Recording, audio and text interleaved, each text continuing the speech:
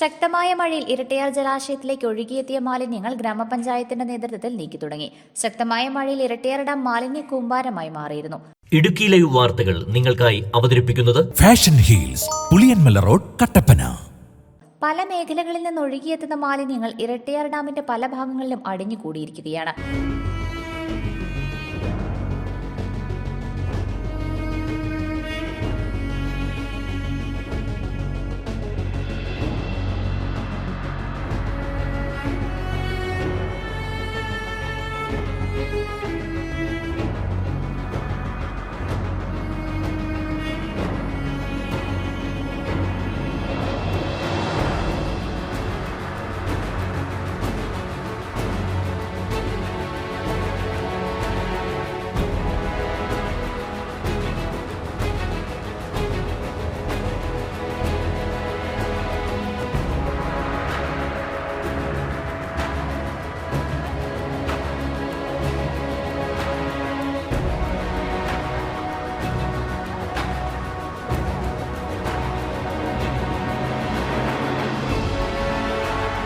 Dam safety അതോറിറ്റിയാണ് ഡാമിലെ മാലിന്യങ്ങൾ നീക്കം ചെയ്യേണ്ടത്.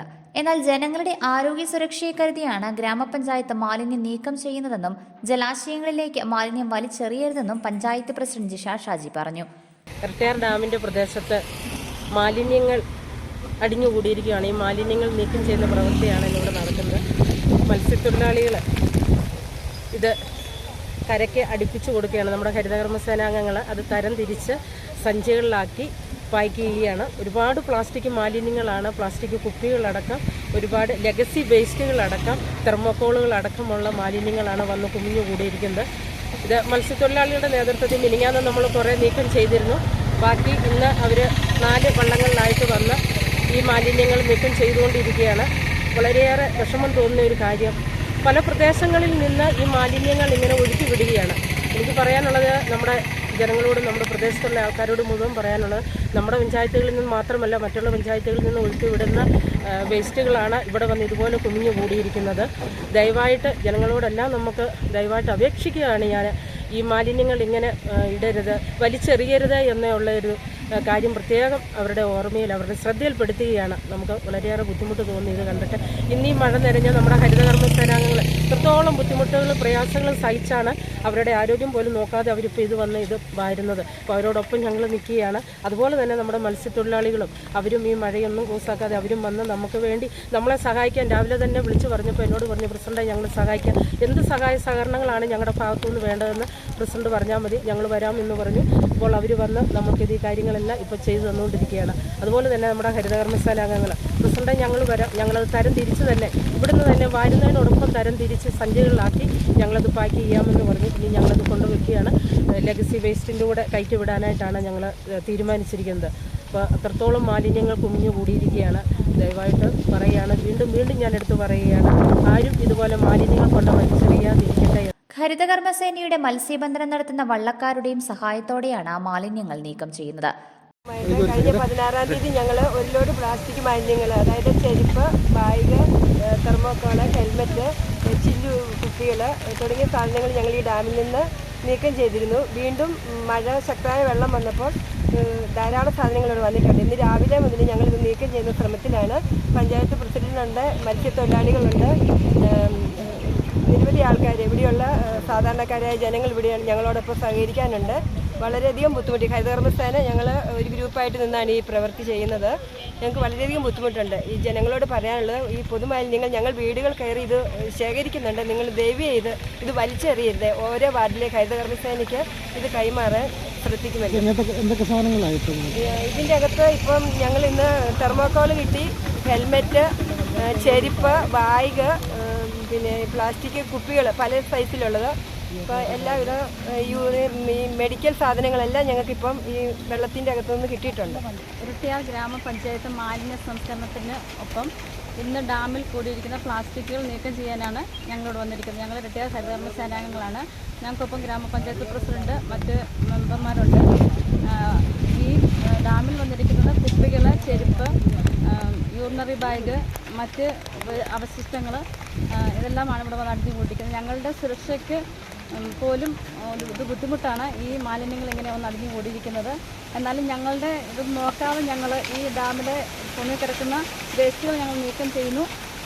അത് ഞങ്ങൾക്ക് മറ്റു കാര്യങ്ങൾ പറയാനുള്ളതെന്ന് വെച്ചാൽ പൊതുവായിട്ട് ഈ വേസ്റ്റ് കൊണ്ട് ഇടുന്നവർ ഇതൊക്കെ ഞങ്ങൾ ഹരിതകർമ്മസേനാംഗങ്ങൾ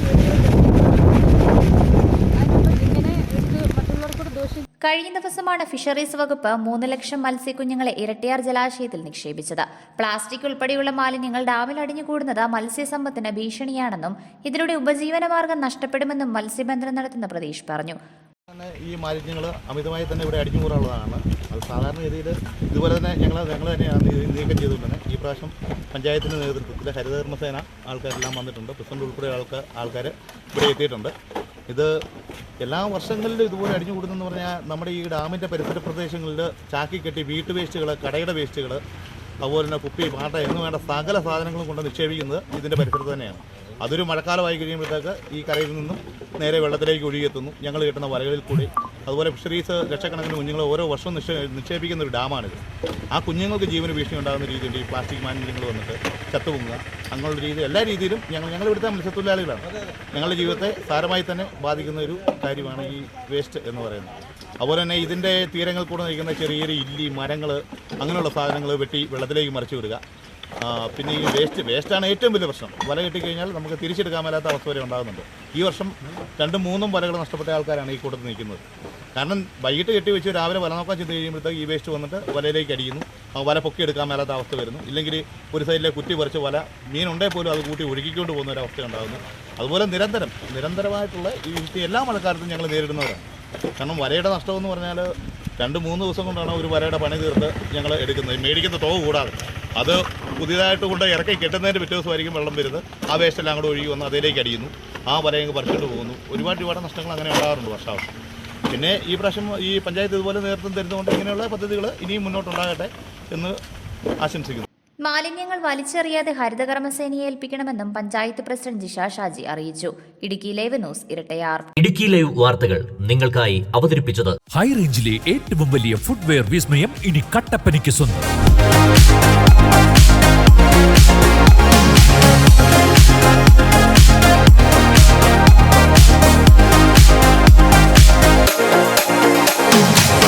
ഫാഷൻ ഹീൽസ് അതിവിശാലമായ ഷോറൂം, ബ്രാൻഡഡ് കമ്പനികളുടെ അതിവിപുലമായ കളക്ഷൻസ്.